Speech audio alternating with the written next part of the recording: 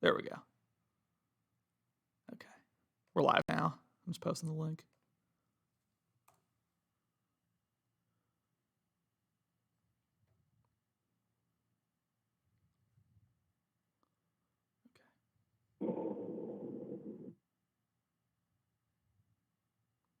Okay, did you do your cuts? Full screen. We're here. Okay. All right, we'll just give the people a minute to get in here. Do either of you have any questions about anything? I mean, it's like we've done this a bunch. So. Hey, can Lucky hear me? Lucky, can you hear me? Yeah, I can hear you. Okay. You sound disappointed.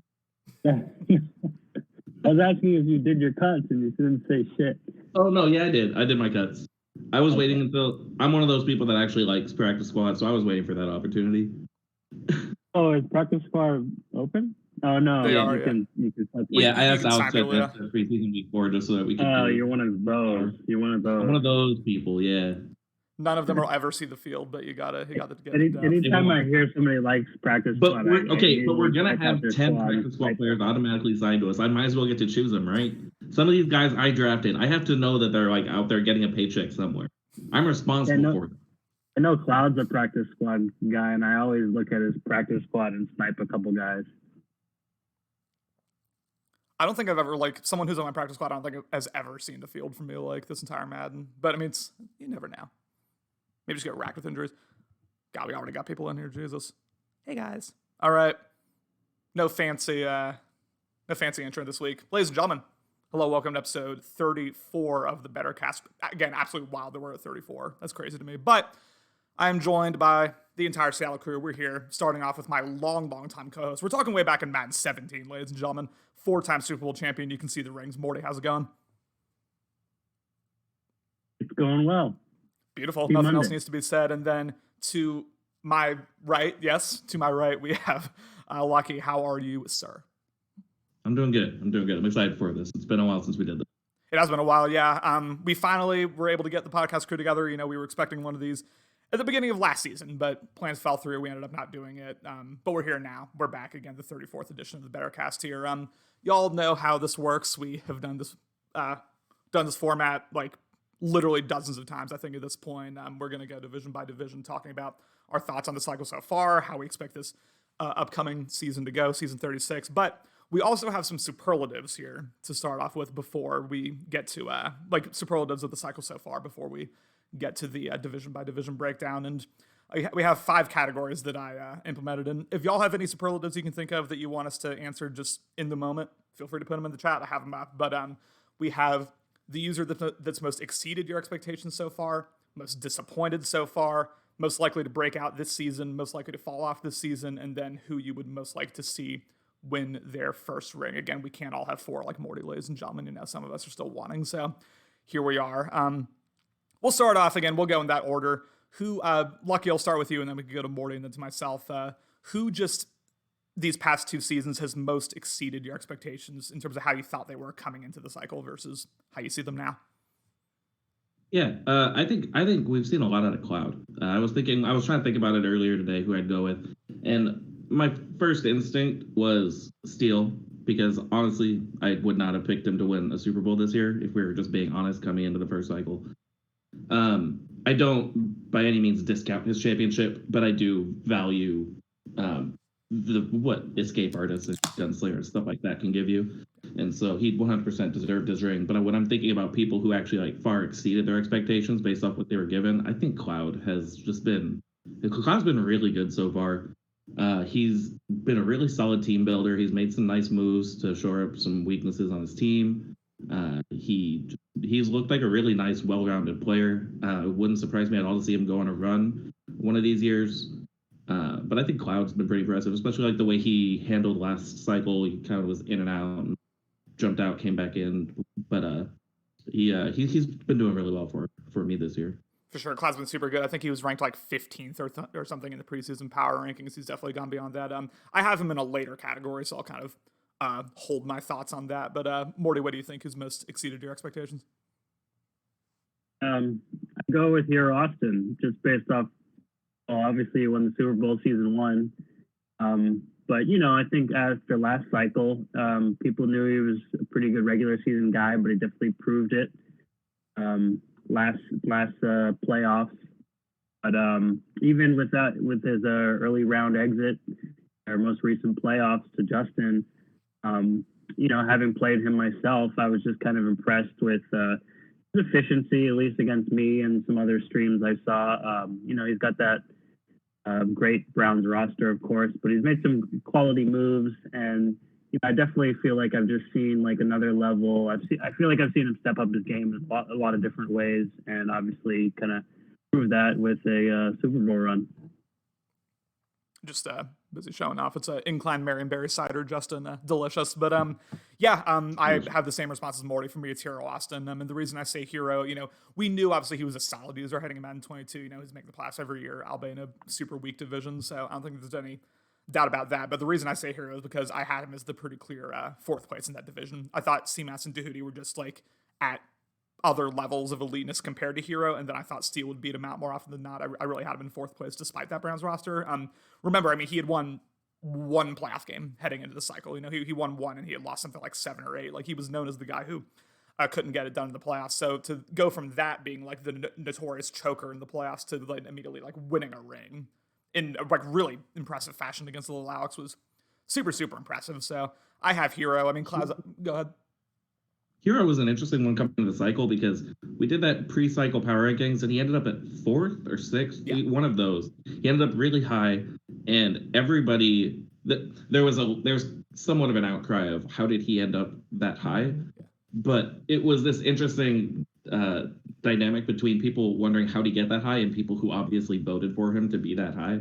It seemed like nobody was kind of in the middle ground. Everybody thought he was either like a fake, so to speak, from his division success last year to what he could be this year. But no, I think that's a great choice. I was one of the people who was screaming, "How are you guys going to put him up in the top 5?" Like, I thought that was ridiculous. Or something, yeah. And when he hit a Super Bowl season 1, that was awesome. I was happy for him to get that off his back. Yeah, he was super good. Yeah, I just thought like the Browns roster wouldn't help him as much in Madden 22 as it helped me in Madden 21. I still don't necessarily think like the Browns roster necessarily helped him as much. I think he just took like a huge step forward in terms of his like ability to stay calm in games, his conservative like West Coast style offense. Like, it really just like helped him in playoff games like stay kind of steady, and he did a really good job.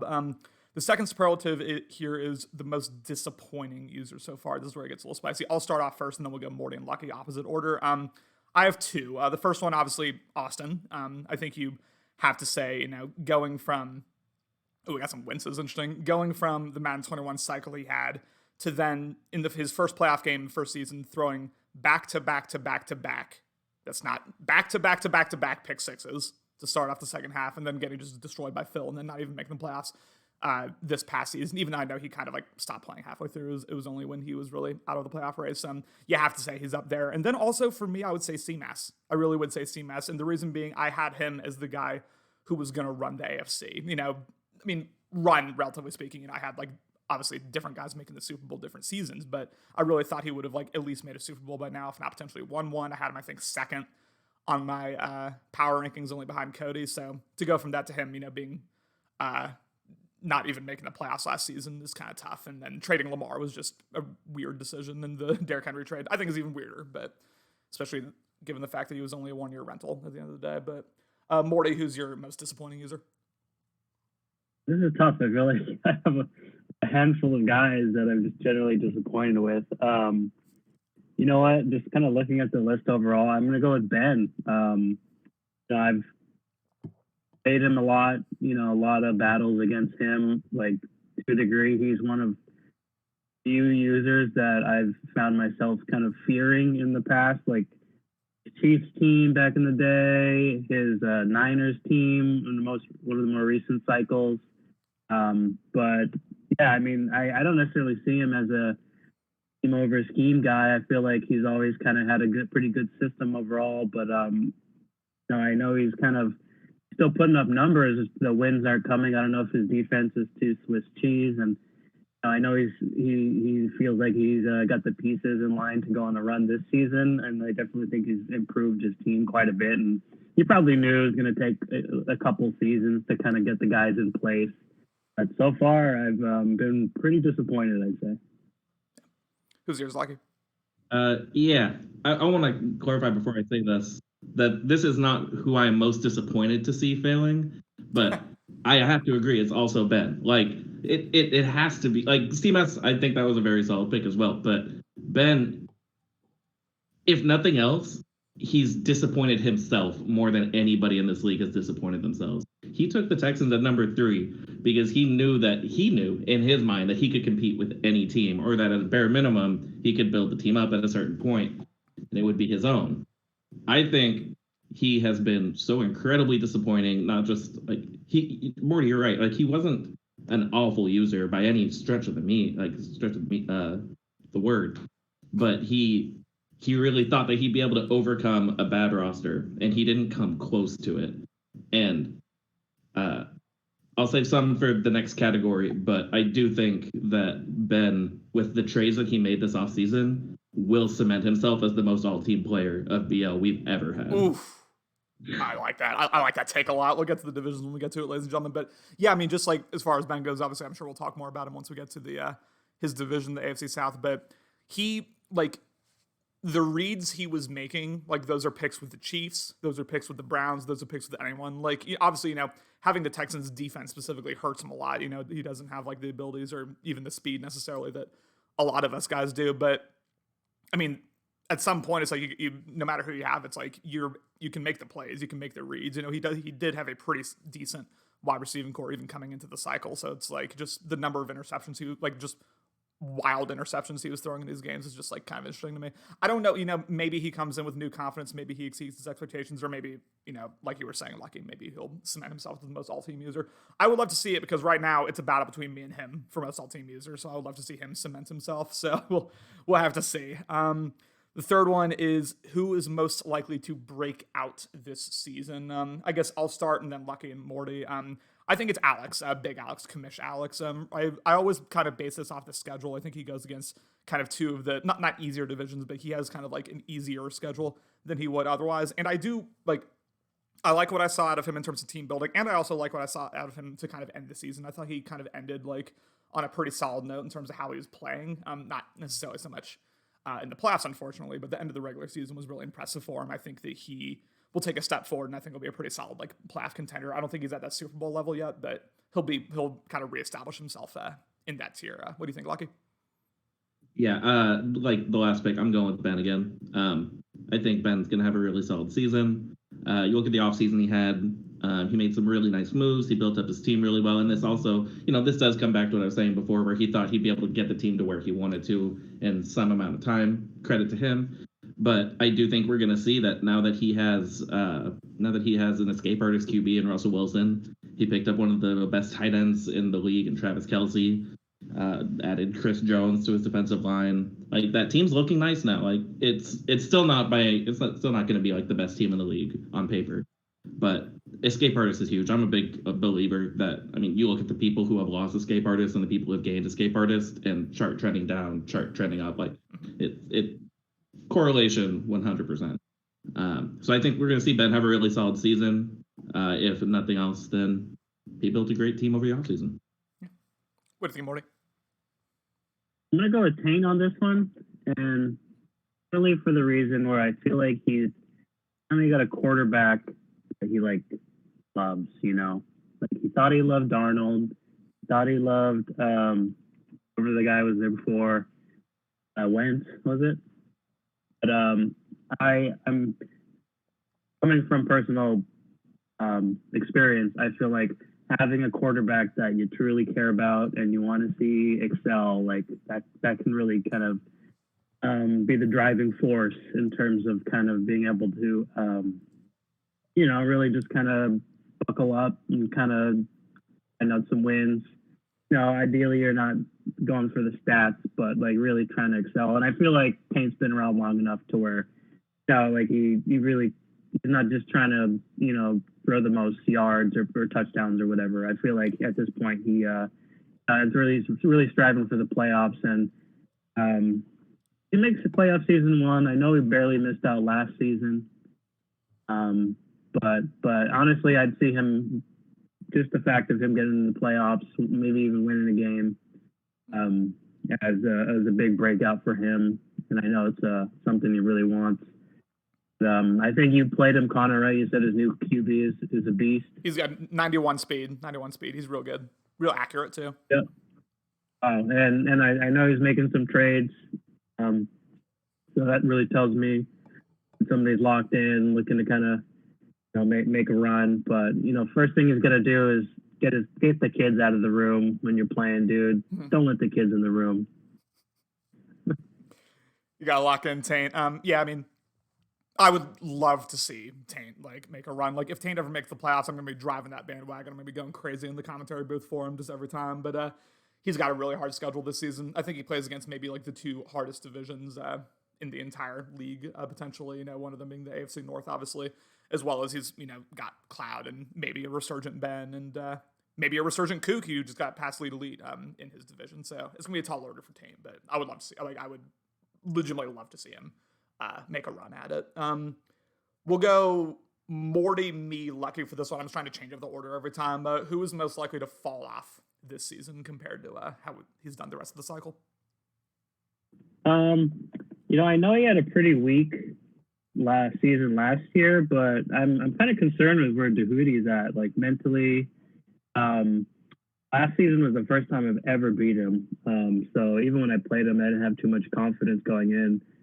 And I think it's kind of a make or break season for him to see kind of where he's going to go for the rest of the cycle. Is he going to kind of trail off? And I think in the past, that's kind of how it's gone sometimes in terms of, maybe some great seasons, or he comes in late and eventually dominates. But I think it will potentially be, you lose Brady? Does Brady retire? I don't even really know, to be honest. But Brady's still there, but I don't think he's using him. He picked up a rookie QB with like 80 speeds. I would assume that he rolls with him. Yeah.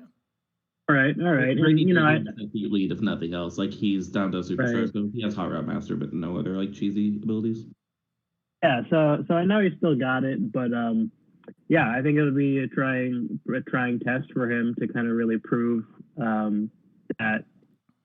He's even without kind of Brady in his prime, or his abilities or what.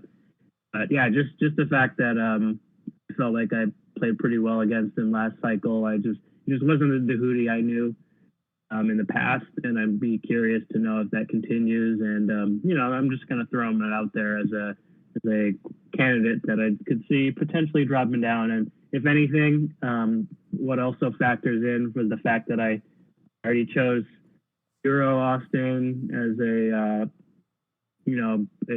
high quality user.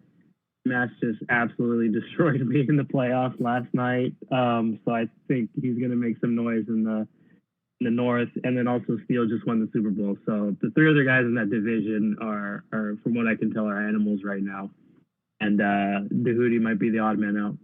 Yeah, I mean, not to continue to pile on Dahuti, that's my guy too. He went 6-11 last season. Obviously, I don't expect much more of a drop off than that, but I mean, falling off compared to where he was season one, and then what you normally expect from a user of Dahuti's quality. Yeah, I think how I was talking about Hero Austin being the pretty clear fourth place in that division heading into the season or heading into the cycle. I kind of think that's where I have Dahuti right now in terms of he's the odd man out in terms of quarterbacks. He's the odd man out in terms of rosters, and it just seems like Steele obviously just won the Super Bowl. It seems like CMAS is on his way up. Hero Austin, continues to be just one of the best regular season users in the league. And that's no disrespect. He obviously won a Super Bowl too, but it's just I don't really know what the path forward is for Dahuti. I really think he just needs to get either an escape artist or a gunslinger quarterback for his play style. Probably escape artist. I really think that's the next step. And I think until he does that, it's gonna be despite his Madden skill, Madden knowledge, it's gonna be really really difficult for him to compete. What do you think, Lucky? And then we'll move on to our final one.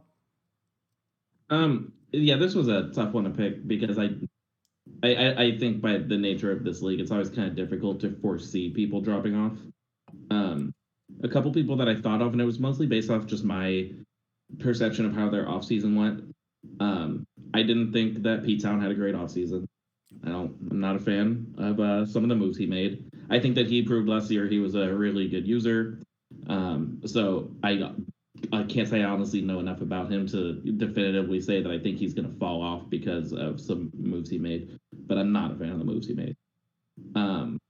Also, as I said before, I think that we have seen a correlation between users who get rid of escape artist and their performance the following season. So I'm keeping an eye out on Cam. I don't think his record wasn't great last year, but I think he was out of town for a bit. So I'm not sure how much to actually attribute his record to his actual performance when he was playing. But I do think, I know he's content with the moves he made to replace Josh Allen. I'm just waiting to see, though, because in my opinion, I just don't think that people who get rid of escape artists usually come out better for it. So we'll kind of have to see what he does about that. I mean, he drafted 2 Michigan wide receivers.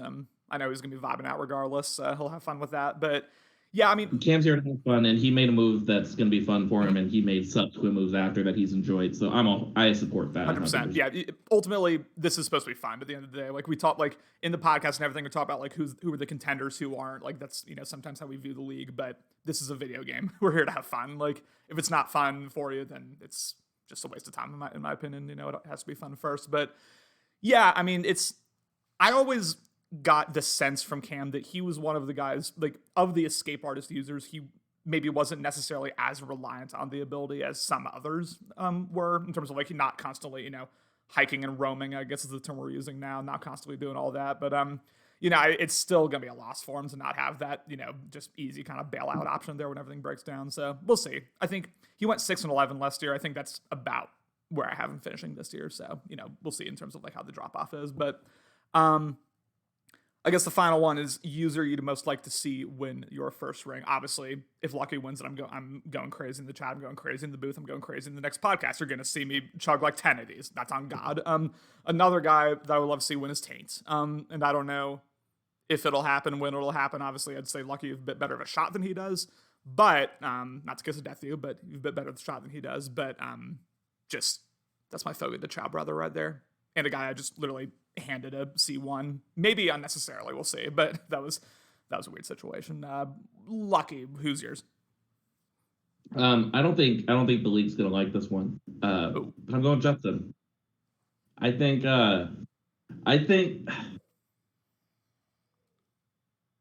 he gets so much shit, and a lot of it, a decent amount of it, he brings on himself. But I think that the amount of shit he gets is not proportionate to the amount he deserves. And, he's one of those guys who's been here since day one. He grinds just like anybody else does. I think it would be a lot of fun to see Justin win, partially because of the meltdown that would happen within the league. But honestly, I think he deserves it. He's put his time in. He deserves it as much as anybody else does at this point. No one has, like, stuck around the league through thick and thin more than, I mean, it's Morty, it's like, it's you and Justin. Like, everyone else is, like, left at some point, taking a break at some point, or just hasn't been here long enough. Like, you two are really the only ones who've, like, stuck it out the whole time. So, yeah, Justin, it would be interesting for him to win a Super Bowl in terms of the league. But he definitely would deserve it, I would say. Morty, who's yours? And then we'll move on to our... Chat doesn't like it. They're not a fan, yeah. And then we'll move on to the divisions. But who's yours? I would love to see Cam do it. Like, I feel like, it gets blurry when I think pretty far back, but I feel like he's been around just as long as almost anyone else around here.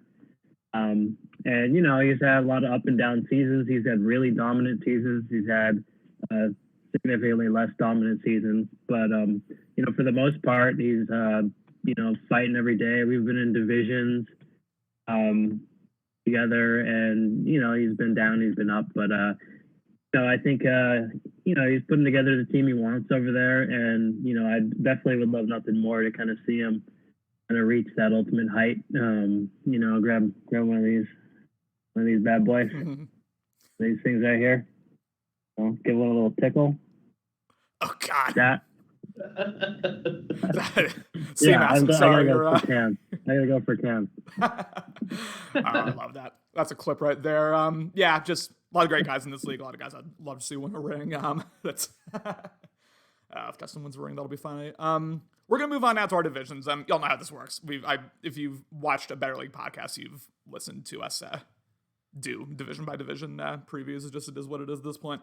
We're gonna go just alphabetical order, AFC East, NFC East, etc. Alternating by conferences that we're not spending, all the time on one conference here. But we start with the AFC East. Last season, this was won by Monk, a new user, obviously. Monk's Miami Dolphins went 12-5, ultimately ended up losing to Kings, Jets, and just one of the all-time great games in the playoffs. I went to overtime, just a great game there. Obviously, King ended up making it to the NFC Championship where he would lose to Steele in another close one, and then you had Austin's Patriots and Cam's Bills both go 6-11. I think coming into this cycle, we thought, okay, Austin's Patriots are number one. It was Fern's Dolphins at the time, and Cam's Bills and King's Jets. They'll be fighting for 2, 3, 4. Probably King at 2, and then Fern and Cam battling with the 3 and 4.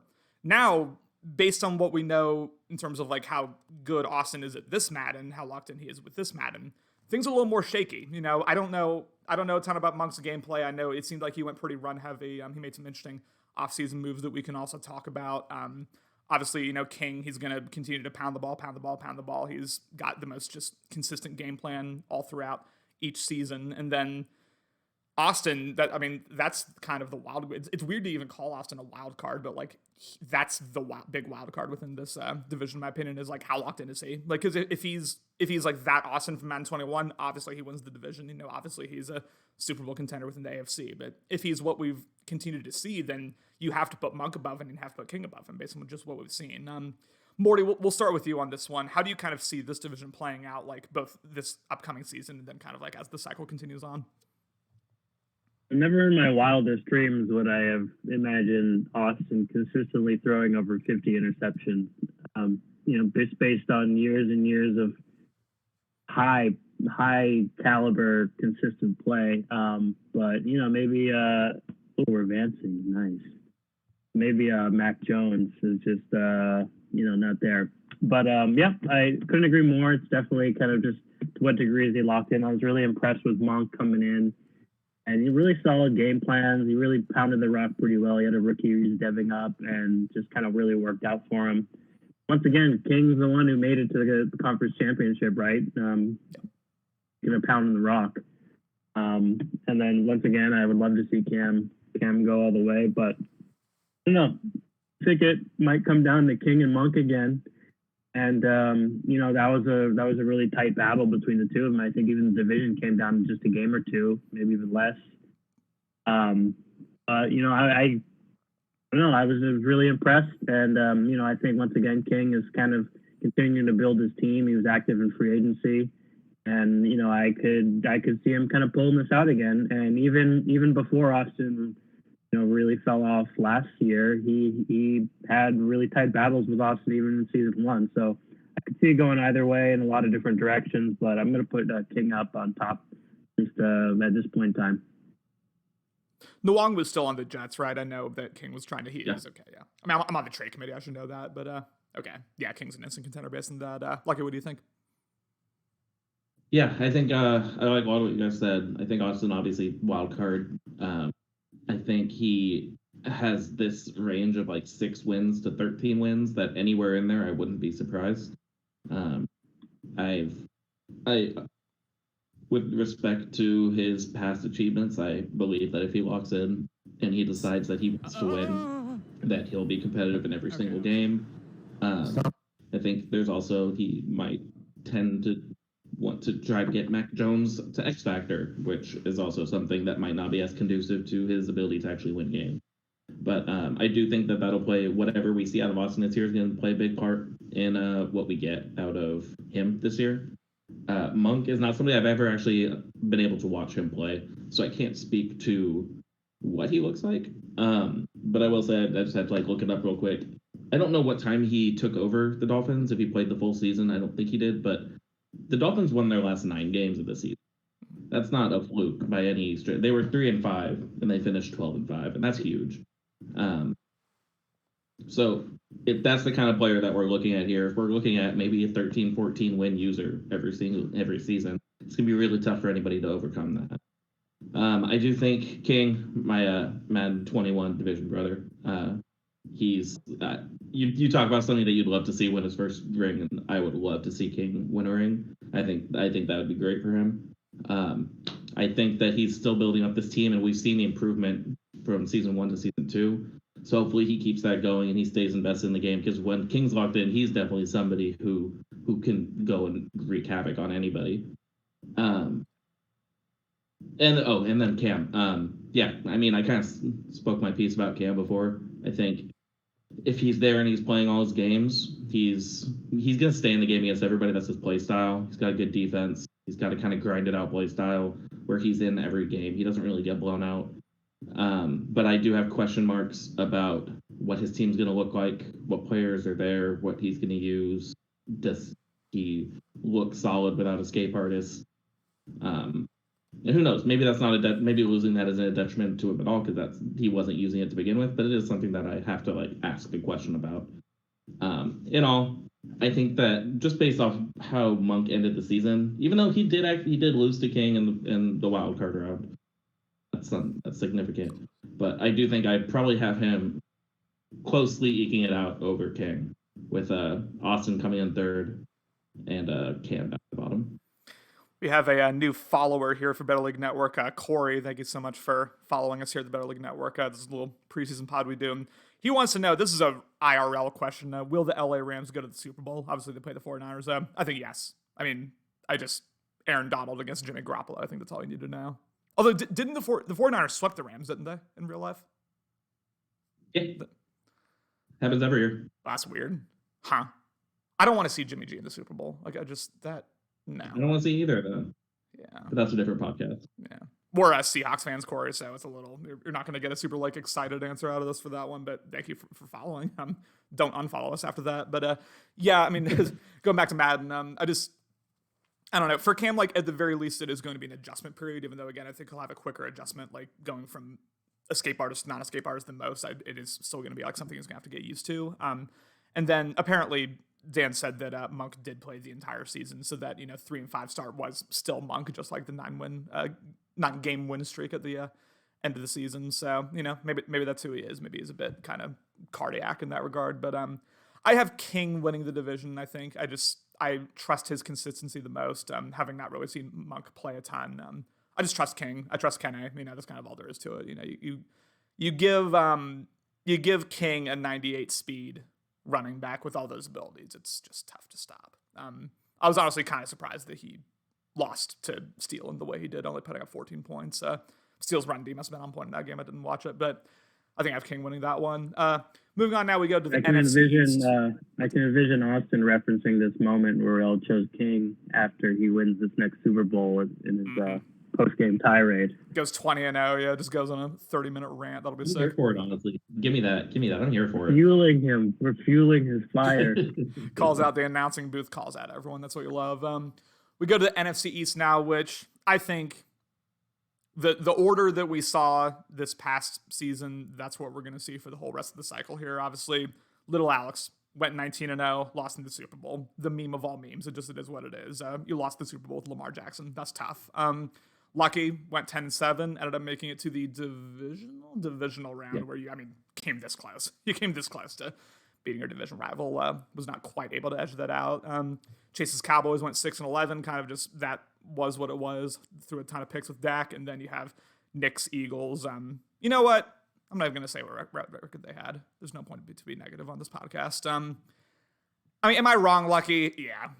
Am I wrong, Lucky, that this is just kind of how it's going to be, or do you think that you have a chance to kind of, it is what it is? No, I think it's interesting.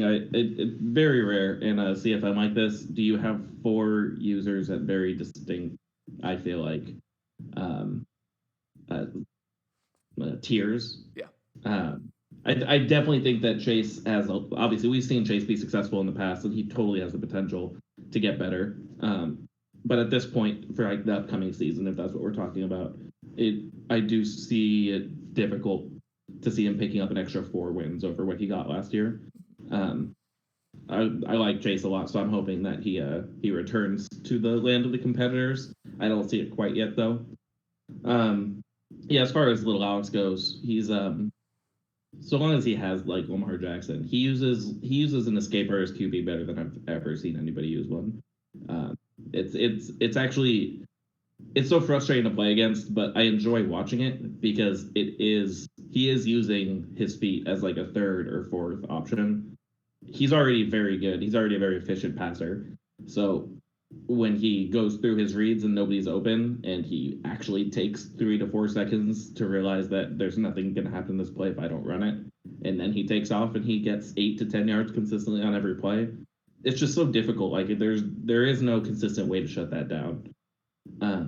So I do have so much like faith that Alex, so long as he doesn't blow up his team, specifically Lamar Jackson, I do have a lot of faith that he's gonna stay up there and that we're gonna see him as like a 1 to 2 loss team at most for the duration of the cycle. The lights automatically shut off, so give me a second. Morty, you can give your takes real quick. Oh my gosh. I'm down bad, y'all. I do definitely agree. Oh, I do agree with a lot of what you guys just said. I do feel like it seemed like Chase is kind of. I think he said he got a different job closer to home, so he'd have a bit more time to focus on Madden, and he was there for the draft and stuff like that. So I feel like I could see a bit more out of him going forward, or at least for this upcoming season. And so I know he got some quality players, and no more Zeke. He shipped them off, but right, as far as I understand. But I definitely think I could see a bit more out of him. But I mean, obviously you, Lucky. In the playoffs, of course, and really impressed with the team you've built over there.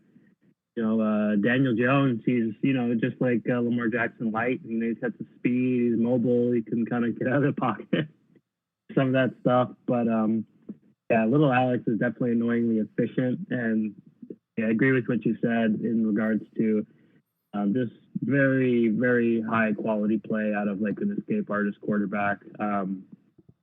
And it's hard for me to admit, but I definitely kind of respect, kind of leaning on those wheels in a different way, not necessarily always looking to roll out. And I just keep coming back to the word efficient in terms of kind of little Alex and the team he's built. And I blame C-Mass. I still blame C-Mass. Why would you send it to him? Why would you send it to C-Mass? What the hell, man? I mean, you're talking about a guy that on top of like the rushing and all that, he completed 80% of his passes last year. That's absurd. Right. I'm choosing Lucky, just because Lucky's the man, kick my ass in the playoffs, and I've lost a lot of playoff games. I've won playoff games. I've lost more playoff games probably, and I've probably never been happier to have lost a game to kind of see you go ahead and have a chance at winning it all. So just to put it out into the universe, I'm choosing you for the division. And I've been meaning to ask. So you said that you played that game with your whole family watching. What I need you to draw that scene for me real quick. What did that look like? There was like behind you watching the game. They were just in the room hanging out. All the little kids in my family kind of, paying more attention than the adults, but everyone was around, and it was kind of tough. I just had to squeeze in games like in the living room while everyone was chilling out. Most of them started tuning out once I got down pretty good there, and it didn't look too good for me. But I blame the kids. I still blame the kids. Once again, Tank, get the kids out of the room. We get the kids out of the room. No, that's the only reason I won. I completely agree with that. And the connection. That'll be like Justin's next excuse. His little cousin was in the room next time he loses the playoff game. As far as this division goes, I mean, I kind of like alluded to it. I think there are 4 pretty clear, tiers here. It just kind of is what it is. Little Alex will win a ring at some point this cycle. I feel pretty like definitive about that, just because I think he's been the best user for the past 2 seasons, and I'm surprised it hasn't come through for him yet in the Super Bowl. I mean, I think he played really well in this last Super Bowl, even though he lost. It really just came down to 1 or 2 mistakes from his end versus Steele playing pretty much a perfect game. But he'll win a ring. And if he doesn't, it's like the most disappointing cycle anyone's ever had, because he has Lamar, he has all those weapons, so he's got to get it done. Like, this has to be the cycle, because it's only gonna get harder from here. as far as you go, Lucky, like I do, like I said this Madden 21, I'm saying again Madden 22, like you're on the precipice. Like I really think, within the NFC, like Little Alex is kind of doing his own thing, like in that tier. And then like beyond that, you've got, obviously Dan and Cody who are elite. You've got, other guys who are right there, maybe Alex, maybe me if I'm able to get that escape artist going. But like, I see you as right there with all those guys. Like, I don't see a reason why you can't beat any of those guys on your day. So like, it's just a matter of like, it's Little Alex versus the field as far as the NFC, not to call my shot here too early because we're going to get to that, but like it's Little Alex versus the field and you're like right there in that field. Like you're right there in that mix. So that kind of is what it is. Chase, I'm just... Little Alex. I need that kid to death. What's up? Please pick Little Alex. I need that kid to death. I'm picking Little Alex. Don't worry. I'm picking Little Alex. But and then as far as Chase goes, like I don't have a ton of faith in him to get much better. Like I did heading into the cycle. I thought he was going to have a better cycle than he's having, but I kind of just think it is what it is at this point. He's trading a lot of assets for a lot of non-ability owned linemen, which kind of speaks to team building that I wouldn't necessarily do. And then Nick's Nick. And to be clear, Little Alex, like, I'm not going to be negative towards Nick because Nick's my guy and Nick, is what he is as far as Madden goes. I'll be negative towards you all day. So, like, let's get that clear. We're not going to be negative towards Nick specifically because that's my guy. But 0-17 this past season. Maybe we're in for another 0-17 this season. We'll have to see. I hope he can get a win. I really do. But that's... Nick enjoys being a part of the league and playing games and... No, that's all that matters. Again, that's literally all that matters. Like, you don't have to be a Super Bowl contender to like have value in this league. It's just I love Nick. I'm glad he's a part of it. But yeah, Little Alex is, I think, in his own tier in the division and in the conference. So we'll see. Moving on now, we go to the what's next alphabetically, Afc North, which is just a wild division. I mean, you had obviously Pittsburgh Steelers won the division, went 12-5, ended up obviously winning his first Super Bowl. Congrats to him. Heroes 11-6, Cleveland Browns. A pretty disappointing finish to the season. Ended up losing to Justin in the wild card round, and then his baby was just aghast at it. If you saw that photo, the Ravens, the CMAS's 9-8 Baltimore Ravens, kind of fell off first half of the season. Tried to make a comeback at the end. Tried to make the playoffs. Almost did. Unfortunately, Kumar had something to say about that against Phil, and then you have, of course, we kind of talked about Tahuti, his 6-11 Cincinnati Bengals. It really, I think, is a 3-man race. I think you have to give Steele the edge, A, because he won the Super Bowl, and B, because he, on top of escape artist, he just got past lead to lead or whatever it's called, which is effectively mini gunslinger. So Kyler is now, I would say, the best quarterback in the league, even including Lamar. It's just with the pass lead to lead, he's got those passing abilities as well.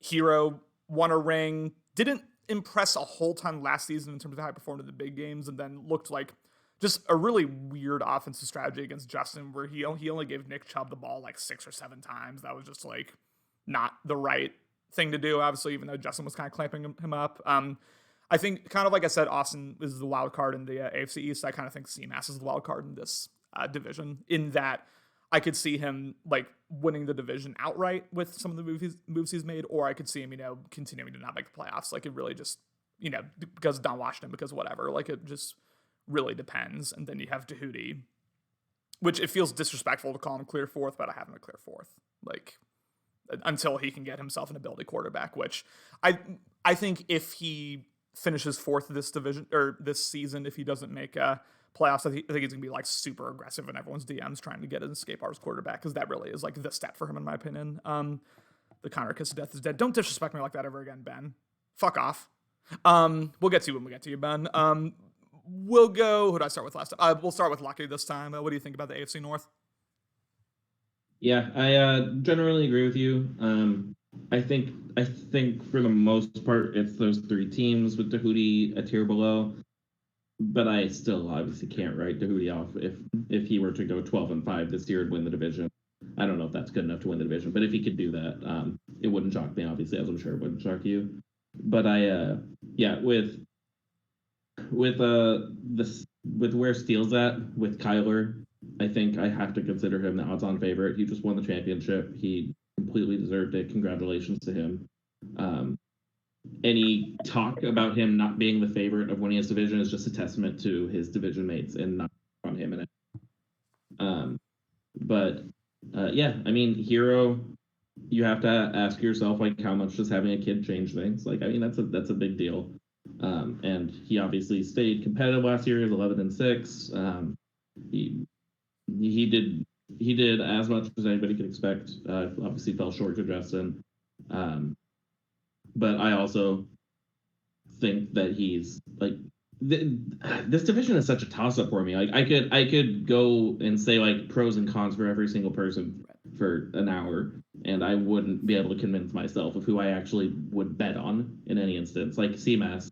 CMAS has done a fantastic job of building up this offense after trading Lamar away. And I still believe that despite how many how much red and yellow you see on that adjust lineup screen when you look at the offense, how it's like 10 out of 11, I still would trade it all away for Lamar in a second. But he did that. He still has the best offense in the league, probably on paper. A lot of it will factor into what Don Washington can do this year at quarterback. And can he keep building Don Washington up to maybe it's an X factor by the end of the season? That'll be huge for him. But this is just, we call this the division of death at team selection, and I mean, you can't argue with the results. It's 2 championships in 2 years. This division is proving to be every bit the bloodbath that we thought it would be. And if I had to pick, I think I would probably go Steelers, Browns, Ravens, Bengals. But there's no way I could confidently put money on any one of them to win the division because any of the others could do it. 100%. What do you think, Morty? Yeah, definitely echo a lot of what you said there, Lucky. Speaking about Dehudi, I do think I'm kind of leaning towards him, maybe all off a bit more than not compared to the other 3. And then, hate to say it, I respect Hero a lot, but I do think some dad responsibilities might kind of creep in where, not that he's going to miss games or slack off or whatever, but you never know when just you're a little more distracted about certain other things in life. I think that might factor in a little bit, just based on, winning the division. And that really just speaks to how impressed I was with Steele, what he was able to do.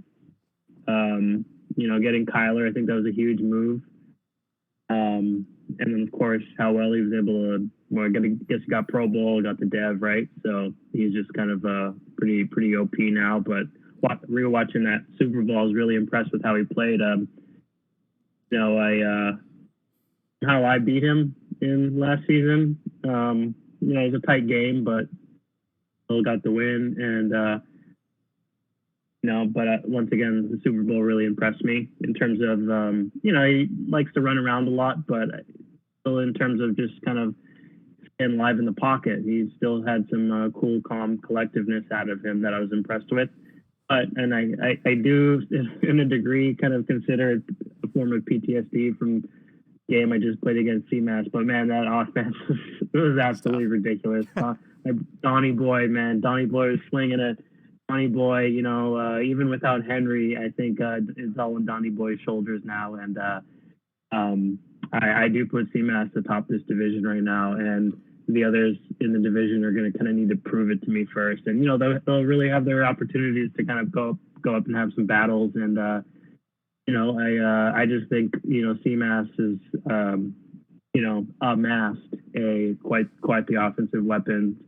And, he's always played pretty solid defense. And, not that Madden 22's some weak points defensively, still take advantage. I still put up some points in that game we just played. But, and I think I mentioned it after the game, like quarterback stats were pretty similar to a degree, but it did not feel like it at all. I felt like I was getting absolutely sliced up all game. And I could see that easily at least getting him the division. I won't speak to playoffs or anything else yet, but I definitely feel like I'd put CMAS at the top right now. And once again, I attribute that to a form of PTSD.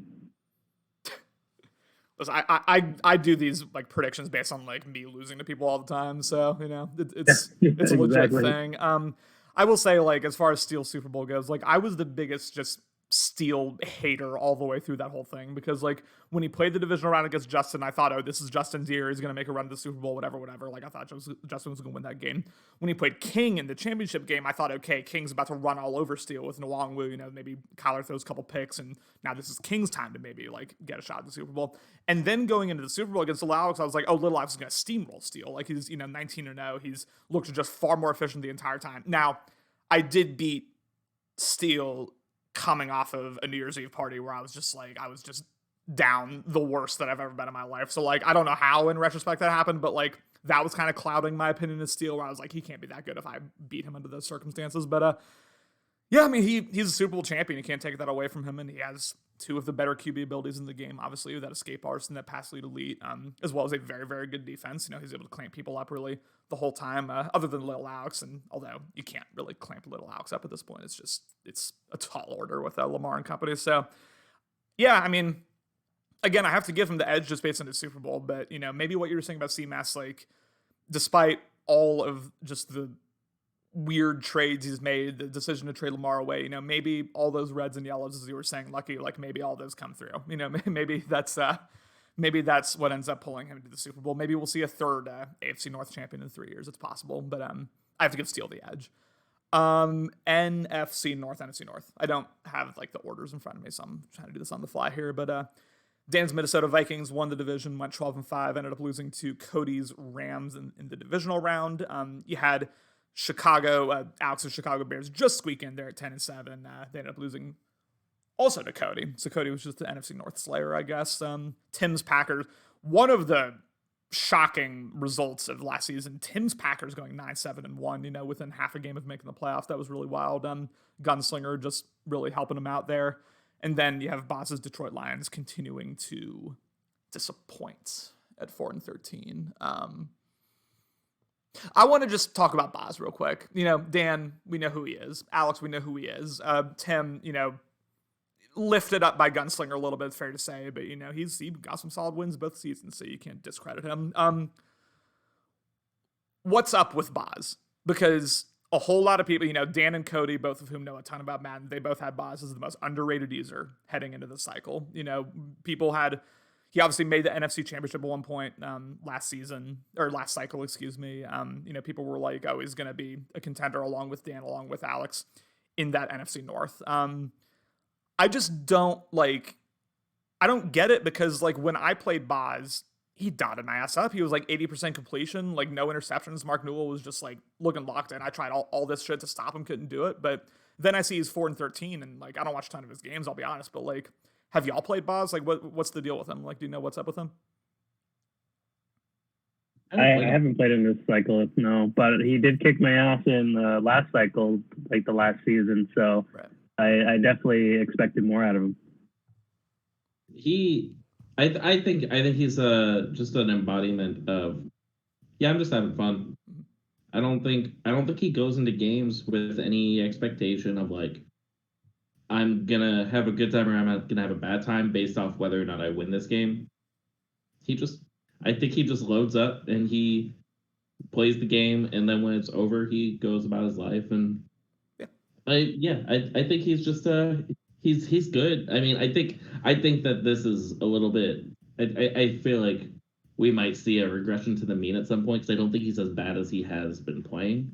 I know last cycle in the couple matchups I had against him, I walked away thinking this guy knows what he's doing, if nothing else. Like he understands Madden well. I don't know, maybe combination of started with a bad team, and needs to develop the team a little bit, just with not caring as much about winning or losing and just wanting to have fun.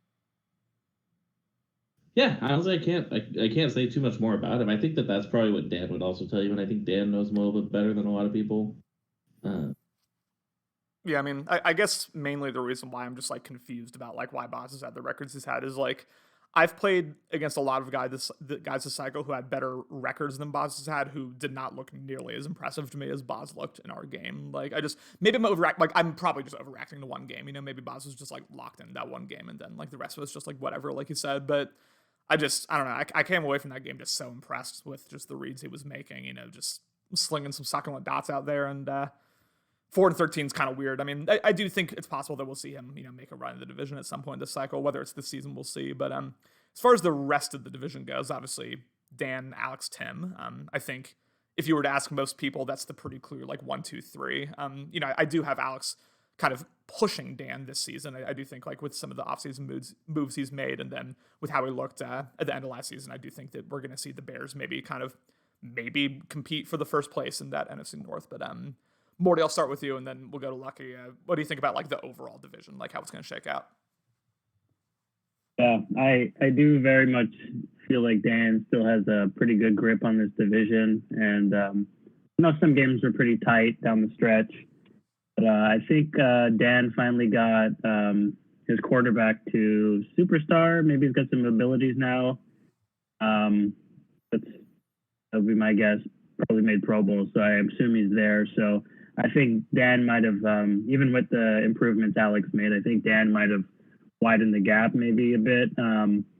Admittedly, haven't been overly impressed with Alex this cycle. I feel like Fields should be more dominant than he's shown so far, and I know Alex likes to run the ball a bit. I mean, I know he's got Potter in a good spot to kind of do some damage. So, I could definitely be undervaluing that a bit, but I don't know. I feel like I see, even watching some of Dan's games, just how efficient he is in a lot of ways. It's kind of hilarious to watch his streams and kind of hear his thought processes with a lot of things. And, for the most part, it's just kind of I always feel like watching Dan is a learning experience, for me at least. So honestly, I feel like Dan, I put him clear-cut number 1, and I do see Alex as clear-cut number 2, but I don't think it would be as close as maybe some other people would think. But, it's just my impression on it. And then, of course, Tim, I assume he still got Rodgers with Gunslinger. So, and I saw him take Dan to the wire once or twice, maybe just once. But definitely impressed with him. And yeah, I don't know what Bob's got going on. Like I said, I expect more out of him, but it just hasn't shown yet. Prove it to me first. But I do see Dan as the winner here. Yeah, Dan is I think that Dan is one of the smartest players we have in our league, just in terms of his overall feel for the game. I think that Alex has one of the best defenses I've seen people play in this game, in this cycle. He just understands it at a very fundamental level, it feels like. He plays simple, but he's so locked in with what he's trying to do that there's just not a lot available to the other team, and that's rare in this in Madden 22. And then Tim has this ability to just squeak out close games consistently. I was looking back at his record for last year, and there's just a whole bunch of one possession wins. I think that between the three of them, there was Dan and Alex were 1-1 against each other. Dan and Tim were 1-1 against each other last year, and Alex swept Tim last year, but got swept by him the year before. So I think that it's rare that you see three teams in one division who nobody quite separates themselves as far as head-to-head play goes. I think in a lot of these divisions where there's several really good teams, you usually have one, at least two, but you at least have one team that just at least does really well within the division, usually because of matchups and whatnot. So I think that's a kind of a fascinating aspect of this division, is that there's not one team that I would ever expect to go 5-1 or 6-1 in the division. That's just not something I think that we're going to see. I do think that I would probably give the slight edge to Dan, just because so far in this cycle, he's been just a little bit more consistent than the rest. Alex has my number a little bit, and I think we play again this year in Week 16 for another game that might come down to significant wildcard implications like it has in the last two seasons. But yeah, I think that the difference between Alex and Tim is a little bit smaller than the differences between Dan and the two of them. I do still think that Dan is definitively the number one in that division. And I'm honestly not that close to saying that the other two have a great chance of actually unseating him. Playing guys like Dan in general, or like Madden 21 Austin, or like guys who really study the game, guys who just like understand Madden on like a higher level than I ever could, is a really interesting experience, because I go in feeling like I have to constantly adapt on both sides of the ball. Like throughout the game, I have to constantly change up what I'm doing, change up my scheme, change up like my general strategy, or else eventually he's going to catch up to it and then he's going to bag me up, right? So like the playoff game that I just played against Dan is a perfect example, because I had like a solid strategy going into the first half, right? I, went up like 27-14, whatever. And then like there was a moment in that game, and this is not obviously the entire reason I lost. I couldn't stop Dalvin Cook. That's the main reason. But like on offense, I was just like, okay, Dan knows what my plan A is now. Coming out of halftime, he's going to bag it up, so I have to go to my plan B, right? Unfortunately, I don't have that much in my bag when it comes to offense. Like, it just, I'm not that good at Madden. So, like, once I get out of my element, things really fall off. But I just, guys who just understand Madden like that, I just go into the game being like, okay, if I'm not always one step ahead in terms of the chess battle, I'm going to lose, because he's going to drop the perfect defense, drop the perfect scheme to beat me. And that might be a mental thing for me, but I do think there is some legitimacy to it in terms of like what you were saying, Morty, about how you can hear him like go through his thought process, be like, okay, I've seen this a couple times, so we're going to do X, Y, and Z to bag it up, right? Like it's just really like interesting to watch streams where guys like that are playing, where it's just like, it's just understanding the game on a whole other level. I'm like, wow, like the fact that I even just thought about that is like, I could never, like mid game. It's just really interesting. So I do think that we'll see Dan maybe take a step up. I said before, I think we'll see Alex take a step up too. I think those two, I think more so than Dan separating themselves from those two, I think it's going to be Dan and Alex separating themselves from Tim and Boz, is how I see it going. But you're right that Dan's probably still the number one, especially given that his roster is a bit better than it was last season as well. So we're halfway through, ladies and gentlemen. Thanks for sticking with us here. We move on now to the Afc South, which is a really interesting division this season, because you have Clouds, Titans. They destroyed everyone in the division, went 13-4, made the playoffs, ended up losing 2. I have it, it's far away, I apologize. They lost to King in the divisional round after getting the 1 seed. You have Taints 9-8, Indianapolis Colts again had a shot at the playoffs heading into week 18. Unfortunately, kind of bottled it there. Kooks, Jacksonville Jaguars. Trevor Lawrence now has passed the elite. That'll help him out a lot. And then you have the completely revamped, rebuilt, just everything. Houston Texans, of course. Ben did go 4-13. It pains me to bring that up, but he did go 4-13 last season. Cloud's number 1. I think Cloud's number 1. Beyond that, I have zero clue what's going to happen this season. I really do. Like you could tell me any order 2 through 4, and I have like, you could sell me on it pretty easily. I think if I had to guess, I would go Kook 2, Ben 3, Taint 4, just on the basis of, I do think Kook has been, throughout both seasons, he's been more just consistent, I would say, than Taint and Ben, and also he just got past the lead. I think that's going to help. I think Kook is maybe a bit of an underrated player just in general, especially given what he started out with those Jacksonville Jaguars. Ben, I do think will, probably take a step up from where he was. He does have a much, much better team than he did. So that has to matter at some point here. And then Taint, despite the fact that he has this new 91 speed, demonic QB, I do think that maybe we'll see him fall back a little bit, take some regression. But again, you could sell me on any 2 through 4 with Cloud being number 1, obviously continuing to do his thing with those RPOs. Who did I start with last time? I started with Morty. I think Lucky, you can go ahead on this one, and then we'll go to Morty. What do you think? Yeah, I like that approach. I do think that Cloud is I would expect him to take the division again.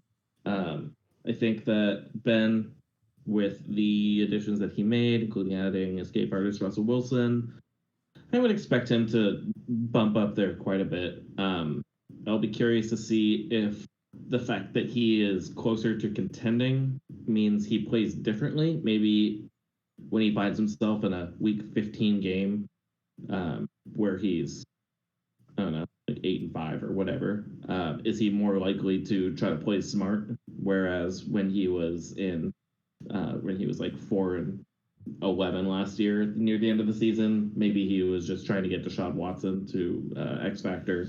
So I think that could play a big part in where his record was actually at versus what you would expect of a team like that, or of a user like him, I should say.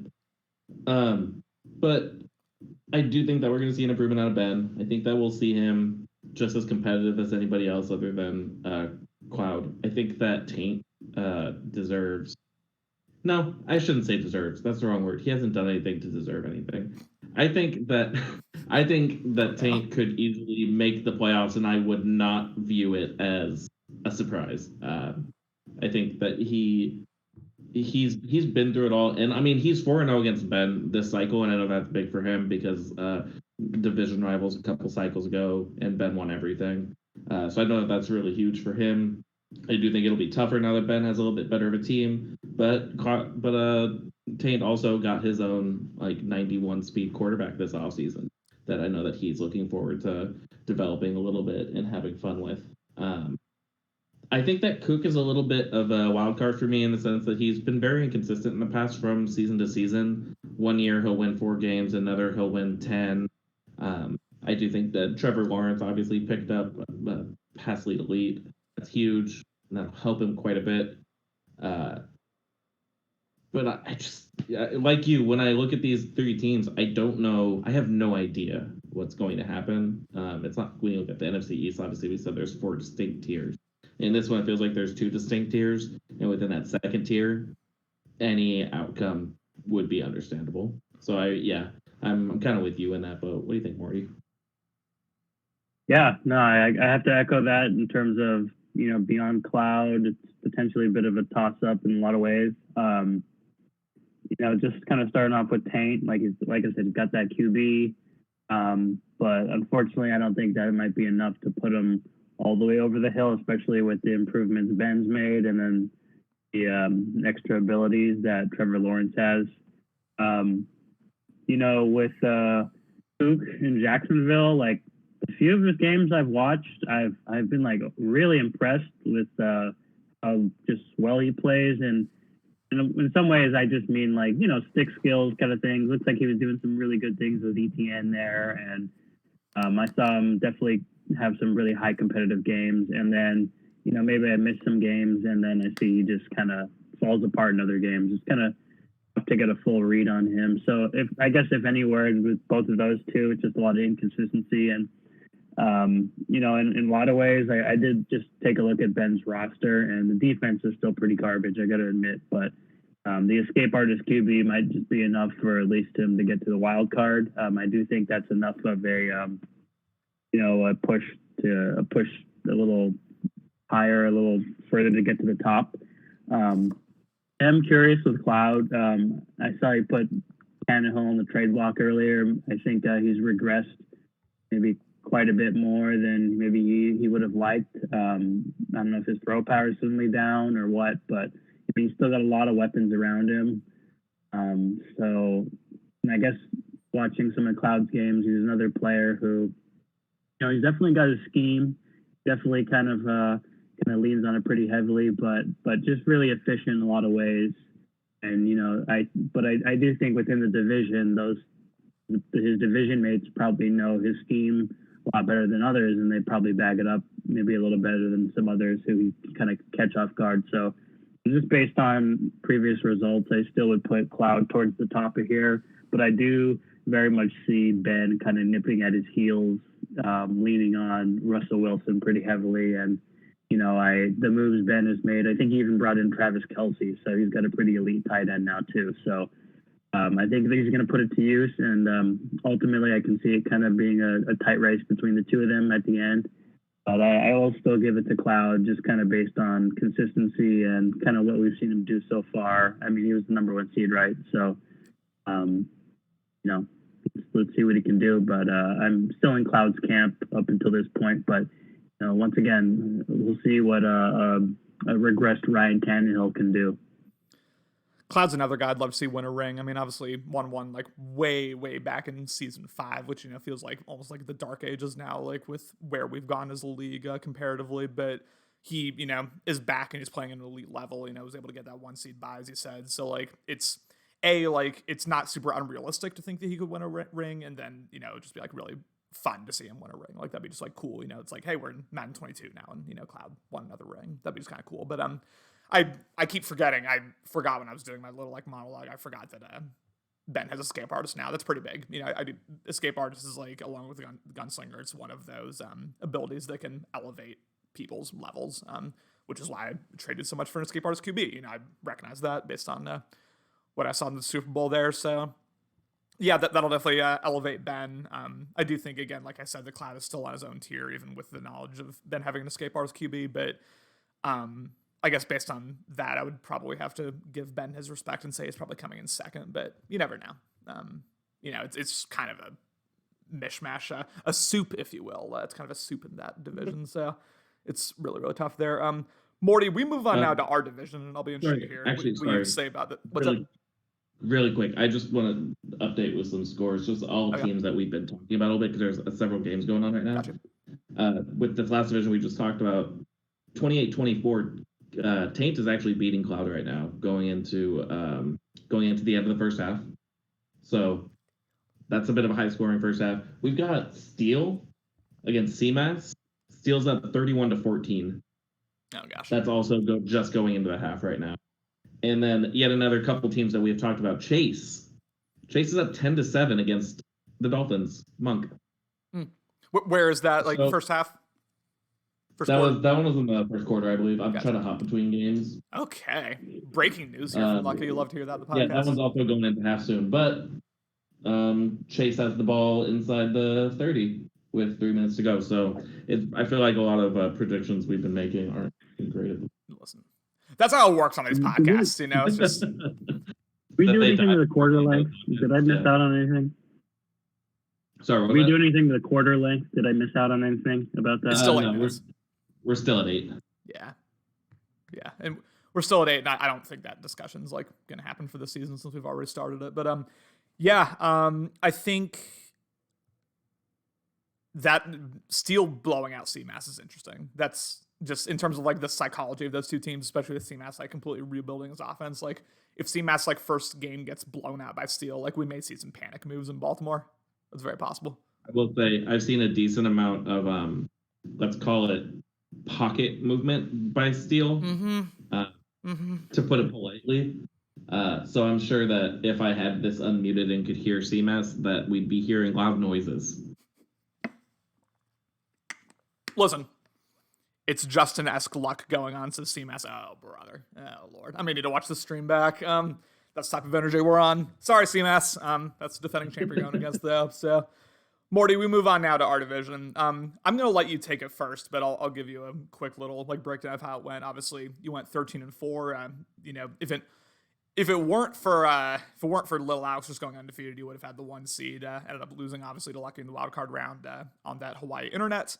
I went 10-7, barely made the playoffs at the end there. Ended up losing to Dan in what ended up being like pretty much a blowout on his end.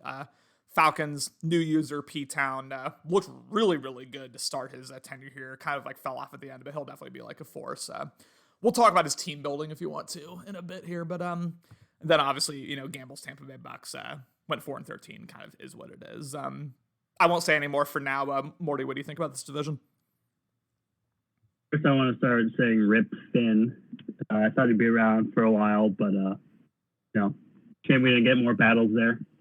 But yeah, man. In terms of the division, I grabbed it last year, but I was really worried about P-Town when he kind of showed up, and he was just like really efficient in a lot of ways. Didn't really make too many mistakes when I played him. So he definitely is somebody to really look out for, and he probably should have made the playoffs if he didn't get that sim loss at some point, I believe. But yeah, I don't know.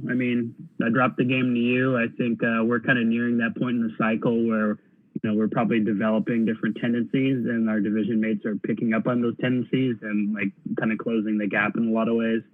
So kind of like you said, where you kind of got to feel like you have to adjust to the adjustment and then readjust. I think we're all kind of going through a bit of that within the division. I think Gamble's consistently gamble in a lot of ways. He does put up points. He kind of plays tough defense. But he definitely, if anything I can say about Gamble, he has like his scheme, and kind of once you pick up on it, I think in certain ways you can kind of bag it up. And I definitely kind of feel like, at least for me, I'm starting to kind of pick up on some of that. So we've had some close games, but definitely some it's not somebody. If anything, I'd have to say I'd put him kind of in fourth place.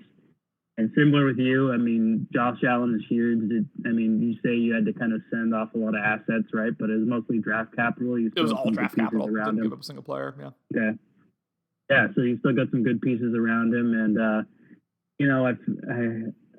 kind of blanking, but I feel like your secondary isn't like overly spectacular in a lot of ways. But I mean, you've definitely kind of neutered my offense on more than one occasion. It's kind of annoying to to see like who the hell just picked that off, like some no-name guy. Yeah, once again, P-Town, like I have to say, like I was more afraid of him last year because I feel like he kind of blew up the team in a lot of ways. I correct me if I'm wrong. I don't think he's got a solid quarterback right now. I mean, getting rid of Pitts was kind of I feel like was a mistake, especially that he didn't bring in anybody overly solid with the 2 picks he picked up there. Yeah, even beyond, team, I feel like we've got some good schemes here in this division. But yeah, I don't know.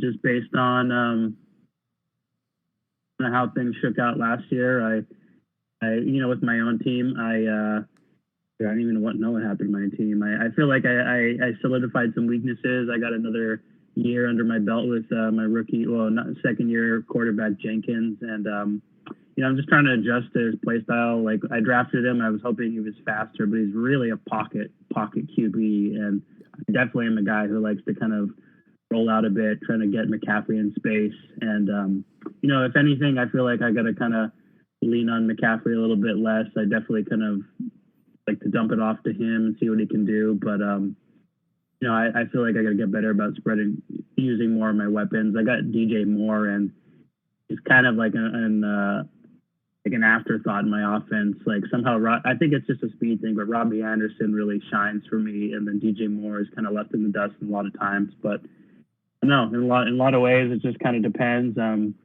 Division wise, I guess I'll just end it by saying I don't know. I'm kind of hesitant, but I think I'm going to say maybe P-Town kind of shocks the world again, and kind of maybe takes this division. We'll have to see how it goes, but I definitely can guarantee you and I will be pretty close behind Connor. But ultimately, we're going to have to see. I think I think we only got to play P-Town one time last season, so I still feel like our next battle is going to be continuing to kind of figure each other out. And overall, I consider it a toss-up, but I feel a little bad choosing myself again. I think my final record was 13-4, but it did not feel like that. I definitely kind of dropped some games down the stretch, and once again, that my schedule was easy, but I don't know. I definitely didn't feel like my statistical success was kind of played out in terms of what my record was. Like I did not have a great year in terms of throwing interceptions. I definitely turned it over a lot. Definitely a worse year than season one. So I don't know. I feel like I still have a lot of proving to do. Yeah. I'll save my points until after Lucky. But yeah, I've a couple things to say about that. But yeah, go ahead, Lucky, and then I'll speak. Yeah, this is an interesting one because it's almost the opposite of the last division, where I felt like there was one team in the top tier and there was 3 teams that I couldn't pick between what was going to happen. And it kind of feels like the same thing here. I really do think that P-Town, Connor, Morty, I think that all 3 of the users could end up on top. I think that Morty would be my odds-on favorite based off results last year, not assuming, but that's not taking into account that Connor just added an escape artist quarterback. I've said it a couple times here, but I value that so incredibly highly. I do think that that's a huge deal. I think it will for sure take him some time, and maybe he's a season away from realizing, or two away from realizing the true potential of what having that can actually bring to your offense.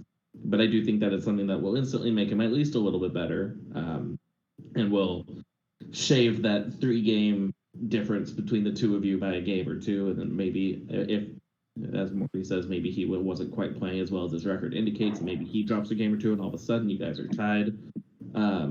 P-Town, though we didn't see too much of him, obviously he showed that he could compete with every single person in this league.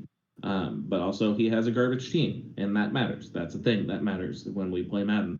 So that's something that I have difficulty distinguishing who actually is going to win the game when it actually comes down to it. I do agree that Gamble is in a tier below you guys. He hasn't, to this point, demonstrated that he can. Obviously, he'll win a game here, win a game there. Any given Sunday is always on the table. But as far as a consistent 17-game schedule, I don't think he's shown that he's going to be somebody who's ever going to. He's at this point, he definitely has not shown that he can compete for a division title. Who's to say what anybody does 3 seasons? That's to say. But yeah, I mean, you guys have known each other for a long time, and I'm sure it's pretty cool to be in the same division. But at the end of the day, like, one of the Washington boys, I need like one of you to come away with it. Like, that's just if somebody else comes away with it, I'm just going to be really disappointed. That's what it's all about. I'll just say, if we had recorded this podcast a week ago, I would have said this is Pete Town's division, just based on what we saw from him. You know, when he joined, he just went on a rampage, like immediately beat like 3 or 4 of the league's top users. You know, just even though he like kind of fell off at the end, I really thought like he was going to be the guy. And then he traded Kyle Pitts. And then he, like, apparently is starting this really bad, like, Brett Boyd-esque rookie quarterback. And then he tried to trade Calvin Ridley, too. And I'm just like, maybe he has a game plan. Like, I am not sure. It looks like he's just going, like, all D-line because he got Aaron Donald. And I think he may have gotten, or tried to get Joey Bosa as well, something like that, potentially. Like, he's going, or Chase Young, maybe. I forget which. But he's going all D-line. But it's just the few things that made the Falcons roster scary in terms of like having to account for a guy like Kyle Pitts, that's gone now. Like the Falcons roster is like nothing special anymore. So like I don't, you know, maybe it's like more of a long-term play for him, but like I don't find his roster nearly as scary as I did last season. So that kind of just is what it is. I've not played him yet, so like we'll see as far as the. I think he traded Deion Jones too. So, sorry, say that again. I think he traded Deion Jones. Maybe that was the Aaron Donald deal. It might have been. Yeah. No, Calvin Ridley was the Aaron Donald trade. Deion Jones was for who was the other person that you just said? Bosa? Did he get Bosa? Bosa. Yeah, it was Deion Jones for Bosa. So his D-line is like pretty ridiculous, but I am pretty scared about that D-line, to be honest. But I have to say, Deion Jones intercepted me so many times. Like, I feel like personally responsible for his like X factor or whatever he was. I'm so happy he traded Pitts. So happy, and got him out of the conference too. That's really nice for us. But sounds like I like barely like brought up the chat, and I apologize for that, y'all. Again, I'm not a professional streamer here like CMS and Cody are, but 28-7 Cowboys now over amongst Dolphins. So that's kind of big. I'll just to like continue going down. You know, Morty, I think you're like a really, really good user. You know, you've always been that way. I know, just nothing but love here on these podcasts. You know, I think we're going to continue having battles. Like, I wouldn't be surprised if more often than not we split our games. It kind of feels like that's kind of just where we're at this point to me. You know, the defense is just like so scary to go against. Like the secondary, you know, there's I in our 2 like games before I was able to beat you, like I didn't obviously go in playing particularly well, but there were also a couple reads where I was like, man, like against a different defense, like that's a fine read. It's just like you have JC Horn or Gilmore or someone just screaming in to pick it off. And like, it made me think like, is this what it felt like to play against me in Madden 21? You know, when I had that Browns team, like it really just kind of, Yes, it was. Felt like it was. The shoe was on the other foot there. So, that was fun. But yeah, I mean, you'll continue to be really solid. I do think like I'll have to get used to escape artists for sure, but I think that definitely adds like a dimension to my offense that I didn't have before because I've had like very immobile quarterbacks and Tim Tebow. Shout out New York Giants victory cigar there.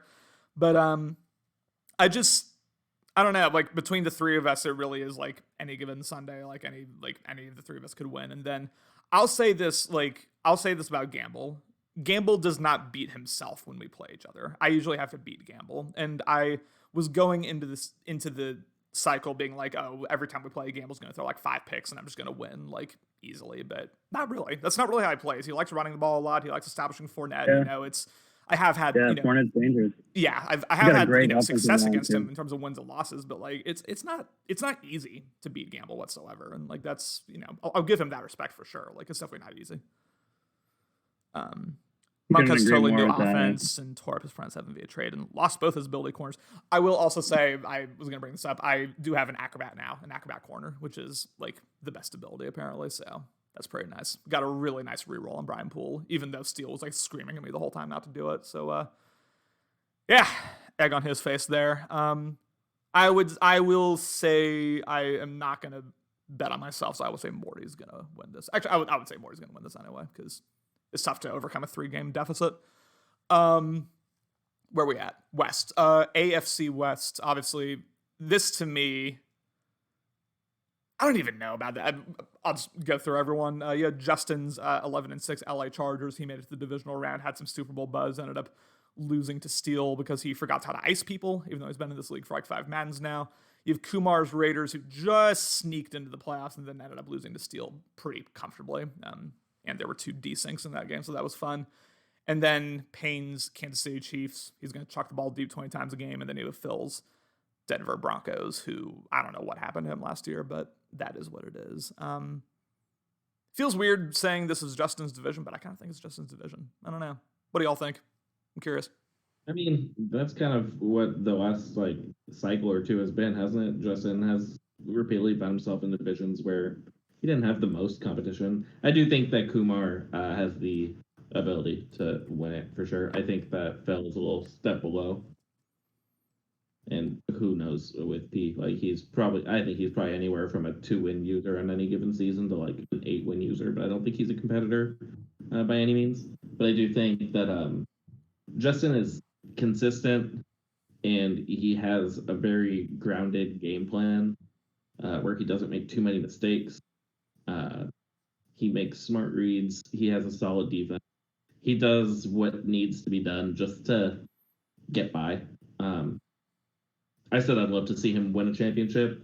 I think actually winning the championship is going to be pretty difficult for him because I do think he's kind of like a high floor, low ceiling kind of player, where it's difficult for me to actually see him going and making a run. But I do think that he is the most consistent player that will win this division 4 out of 6, 5 out of 6 seasons. But I do think that Kumar has that. Kumar at his best, really, he has an incredibly good passing game when he's like really locked in. I've played him a couple times. I think I played him one game where he was like 33 of 35 for 400 yards, 4 touchdowns, no interceptions. It was something like some outrageous game, and I didn't even feel like I was playing poorly. It just he found every single hole that was in my defense. So I do think he's that type of user who he can just go off. He can go on a run. I think he also is gonna blow a few games that he should have won, but I think that he 100% has the ability to go on, make a run, and take the division. For this season, I mean, if I'm being a safe better, I'm going with Justin with Kumar at second. I think P actually finished 2 games ahead of Phil last year, which surprised me to see. I didn't realize Phil won 7 games, or Phil that P won 7 games. But I don't expect him to repeat that. I think we might have just seen the best season this cycle out of P. Feels like it. He has Derrick Henry now, which is weird for his play style, but he has Derrick Henry. He is what he is. He hucks it, he chucks it, and Taint just got down to the 1-yard line with 5 seconds left, or with 5 minutes left. He's up by a touchdown. Taint might actually beat Cloud. Dang. Cool. Again, I'm on the Taint band. Like as soon as Taint makes playoff run, I'm there. Like I'm on that thing. I'm driving that bad boy. Morty, what do you think about the AFC West here? Yeah, no, it's definitely an interesting division overall. I definitely put Phil kind of down towards the bottom, which is kind of disappointing overall. Like him and I have a ton of battles. He's had multiple Super Bowl victories. And it seems like he still tries pretty hard. He still cares a lot. He's definitely like, posting highlights and frustrated about it. So I feel like he's kind of putting in the work in a lot of ways. But yeah, I don't know. Just like the results aren't necessarily getting there consistently enough. And he's in the same division as last cycle, but I feel like it's I don't know, no offense, but I feel like it's a little more of a cake division this cycle compared to when it was the division of death last cycle. But yeah, Payne was also in the same division last cycle. So and it's pretty similar to watch his streams. He just loves bombing it up, and he's got the right team to do so. And it's him pretty perfectly, but it doesn't always lead to wins. Maybe 500 at best. I definitely believe it comes down between Justin and Kumar, and echoing Lucky, Kumar has a hyper efficient passing attack. Like Shane Shelton was absolute nobody last year. He had some good raw statistics, but watching Kumar's games, he definitely kind of brought the best out of him with just kind of efficiency. It wasn't only Ruggs and Waller; it was like these other kind of lesser known players getting into the mix. Definitely a lot of Ruggs and Waller too, but even mid round or whoever Cherry was, his running back was pretty impressed with some of the efficiency he got out of his running back there. And Justin's doing his thing over in not San Francisco, LA with the Chargers.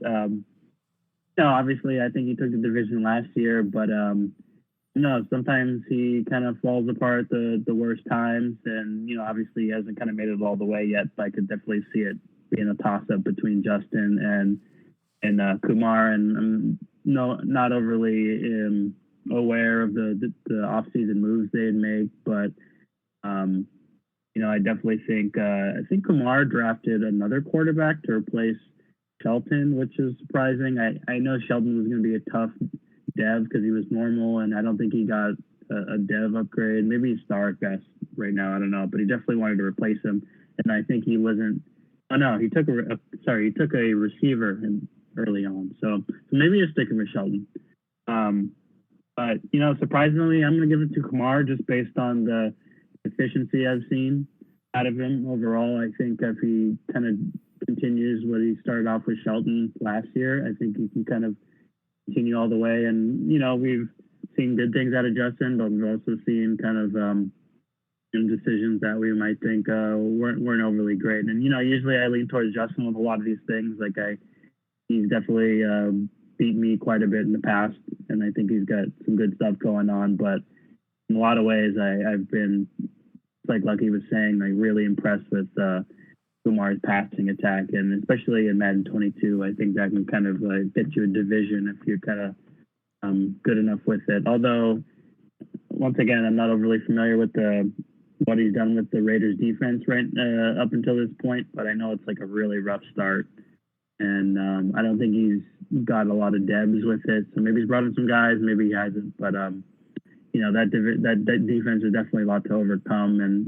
maybe just Justin Herbert is enough, but I'm just going to give it to Kumar, just kind of have him squeak it out. Yeah, it's a bit similar in my mind to obviously not as good as the AFC North, but I think I don't like the Phil we saw last season. I don't think is the Phil we're going to see for the rest of the cycle. I don't think he's going to end up losing out to Payne, more often than not. So I think it's, kind of like Justin, Kumar, Phil, probably in that order, but, there's kind of a bit of variance there. And then Payne, I think, is the pretty clear, fourth place user. I do think you're right, Lucky, that we probably just saw the best record that Payne's going to have all cycle. I think that's pretty fair to say.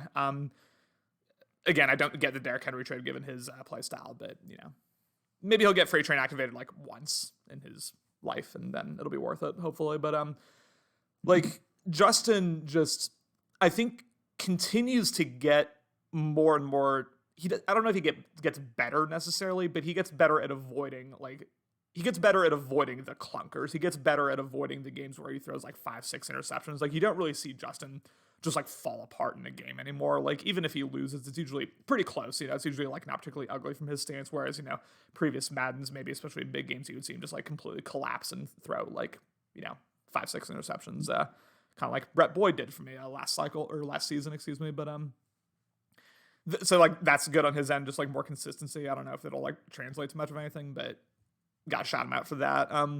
Kumar, I don't think did a whole ton in terms of team building this past offseason. Maybe he made a couple like minor trades here and there, but I don't remember any like big moves necessarily. So it seems like he's trying to run it back mostly, especially with that defense you were mentioning, Morty. And then Phil, back in Madden 18, it was, it felt like Morty Phil was like almost the guaranteed AFC championship game like every season. It felt that way. So to go from that to what we see now is, hopefully he'll make it back at some point. I do think he has a playoff run in him at some point this cycle, but we'll just have to see when that is.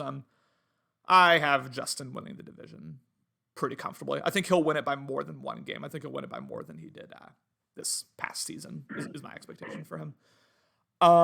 We move on now to the final division, and this is the division where there's the most clear, like, we know who's winning this division. Cody's on his own plane in his own caliber. It actually, he only won it by 3 games, which like saying he only won it by 3 games sounds weird, but given his competition, it is what it is. You had of course Ryan's 49ers, go 7-10. Caden's Cardinals also go 7-10. Chapter's Seahawks also go 4-13. Chapter no longer has Russ. Does he still have an escape artist quarterback or now? Not Sean Watson, I believe. Sean Watson. Okay, so that. Because Chapel loves that escape artist. He loves rolling out. So I don't know. That's kind of foreboding for him. But as far like we know that Cody's winning the division. How do you see it going 2 through 4 though? Morty, we'll start with you. Yeah, I definitely agree. Cody's right up there. Early on in the cycle, was it Caden giving Cody some fits, right? And I feel like he just handed him the division for the cycle on a silver platter when he traded away Kyler. like, why did he do that? It was the only way he could beat Cody and traded him. Super weird. Yeah, and that's not putting Caden down too badly because he really kicked my ass last season in just pounding Taylor and playing some really stingy defense, like really bagged me up pretty good and took me down. But still, Cody is very efficient. Cody is very efficient, and I think he can do quite a bit of things in terms of beating you, while Caden is maybe more one-dimensional, running with Jonathan Taylor. And it was frustrating playing him. He just kept diving it up the middle and gaining just enough yardage to move the chains. It was so frustrating. I feel like that really grinds you down, and maybe a little bit of that was happening to Cody more often than not. But I definitely kind of see Caden as number 2, and then it's really a battle between Chap and Ryan, right, for 3 and 4. And I might especially with Chap losing Russell Wilson, I might give that edge to Ryan at that point, because as good as Chap can be, I do think he falls apart kind of more often than not, unfortunately. But who knows? Maybe, like, I remember in past cycles, Chap was the Texans for like a couple cycles in a row, and I was doing my thing, kind of winning some games there, and he was kind of middling or whatever, but he always gave me a tough battle and definitely beat me more often than not. I have to admit, like, going into his Houston Texans was pretty tough. But yeah, I would put Cody, Caden, Ryan, and Chap in that order. And I think Cody had a spectacular draft, right? Spectacular draft. And yeah, like the rich get richer in a lot of ways. Guys, yeah, it was ridiculous. Yeah, and I think right after this pod, I'm about to play him, so I'm gonna go find out for myself. But I think I played Cody early on last cycle, and I didn't go in with much confidence, and I came out with the win. I don't know what happened, but I'm going into this next game with that same lack of confidence, I gotta admit. So we'll just really have to see how it goes, but that's definitely Cody's just kind of uber efficient in a lot of ways, and I'm sure Tua is even better. I'm sure a lot of his players are better. Maybe he traded away a couple of his defensive pieces, but once again, he had a spectacular draft. He got an X factor defensive tackle, I believe, and probably a couple other good guys. I can think, even with what he traded away, I think his defense is pretty spectacular. So, so we'll have to see how it goes. But yep, that's kind of how I see things ending out in the NFC West.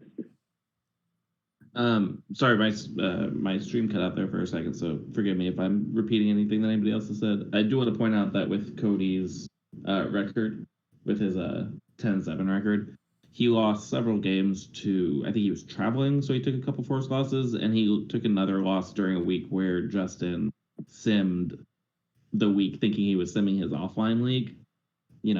Justin thing.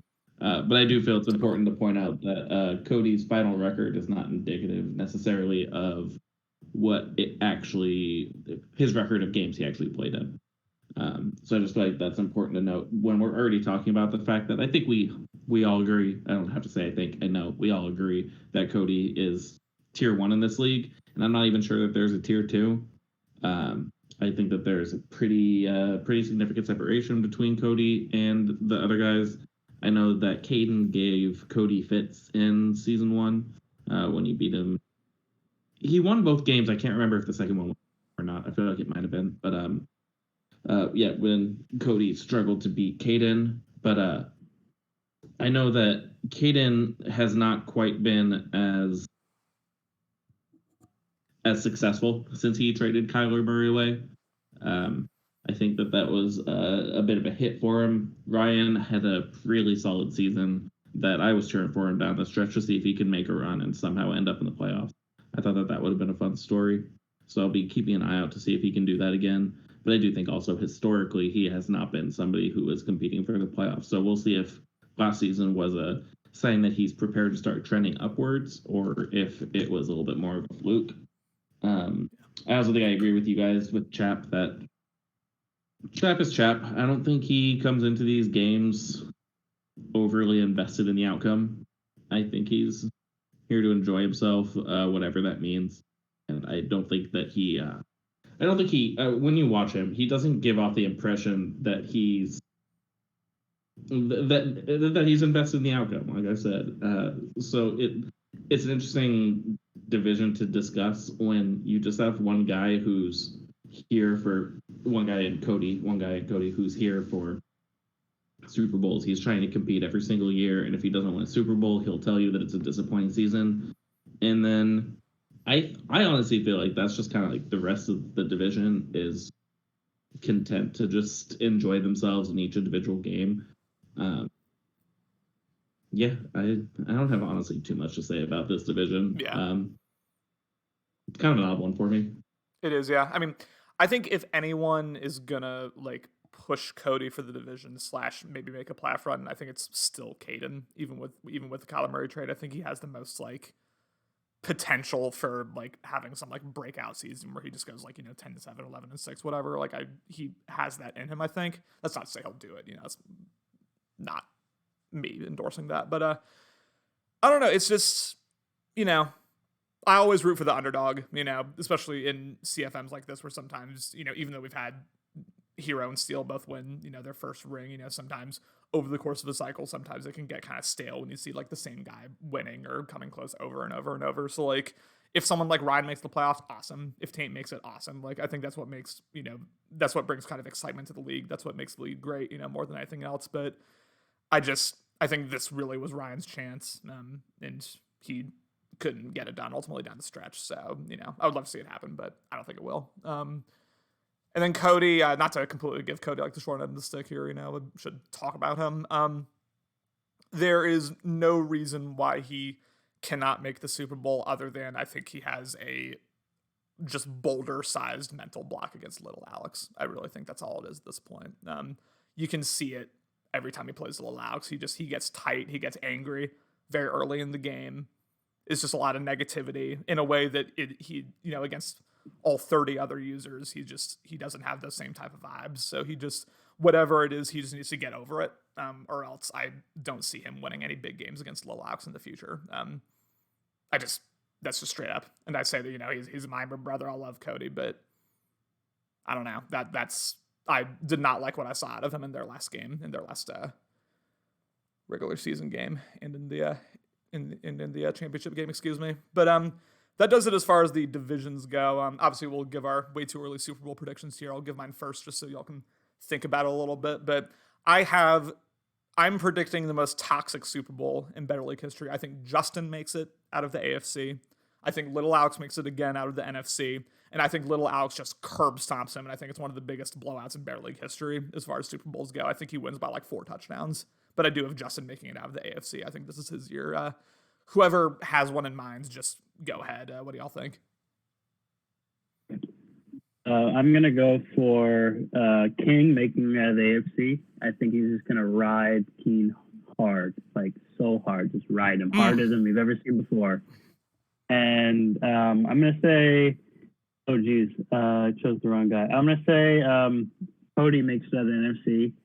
And I want to see, as much as I love my NFC brothers, which is weird to say because I've always been the AFC before this, I'm going to say King takes it. I think like that team is just so OP, man. So OP. And I think King even said it, like maybe the roster around him isn't spectacular, but he just really carried that team as far as he could. And it's AFC Championship, right? Yeah. Yeah. So I think he can I think he brought in some quality pieces in the off season and didn't really lose too much. And, I think I want to see him take it. And, King's been in the league for a while. Like we've definitely had a lot of playoff battles. And there was a time where he's always been a spectacular runner, and you can really make him really one-dimensional and force him to pass. And you just know you would kind of have him where you want him. And definitely a bit last cycle and more so this cycle, some of his games against Austin where he's kind of just pulled away and really almost blew Austin out was really impressive. And I just see him continuing to build upon that. And I definitely would, once again, way too early prediction, but I definitely could see it happening. I'll just say real quick before you got lucky, I'd pay good money to hear the King Super Bowl speech. That's just that'd be an all-time moment for the league. All right, go ahead. I think that we're going to see the NFC get their first championship this upcoming year. It's a little bit boring, but I think it's going to be a little Alex. I think he has too good of a team. I hope he, after so many AFC Championship game losses from last cycle and now 2 Super Bowl losses from this cycle, I hope that he takes these games as seriously as he should, and that once he gets that big game, he just locks in and he dominates the way that we see him do throughout the court. He had arguably the best team of any BL last year, short of winning the Super Bowl. The numbers that he was winning by were ridiculous.